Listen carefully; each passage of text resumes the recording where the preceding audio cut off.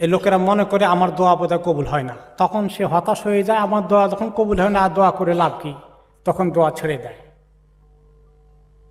এ হলো হতভাগা। দোয়া যতক্ষণ করতে থাকি ততক্ষণ কবুল হতেই থাকে ইখলাসের সাথে, কিন্তু দোয়ার উত্তরটা নগদ আল্লাহ তাআলা না দিলে আমরা মনে করি কবুল হয় নাই। কিন্তু হাদিসে নবী করিম সাল্লাল্লাহু আলাইহি ওয়াসাল্লাম বলেছেন যে দোয়ার উত্তরটা 3 তরিকায় হয়। একটা হলো যে আল্লাহ তাআলা যেটা নগদ চেয়েছি দিয়ে দিবেন।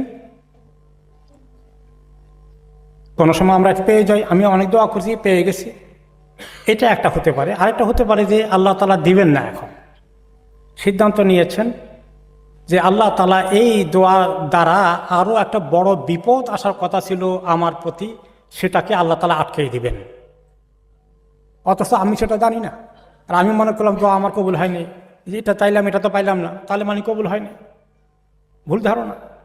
আর 3 নম্বরে আল্লাহ তাআলা যে দোয়াকে ধরে রাখেন, সংরক্ষিত করে রাখেন তার কাছে, সেটার জবাব আল্লাহ তাআলা দুনিয়াতে না দিয়ে আখিরাতে দেওয়ার সিদ্ধান্ত নিয়েছেন।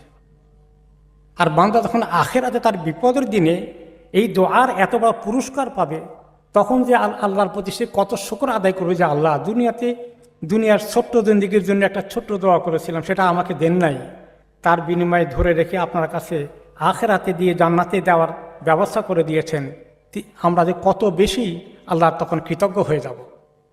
কাজেই খবরদার আমরা যেন মনে না করি আমার দোয়া বোধহয় কবুল হয় না, এটা ঠিক নয়।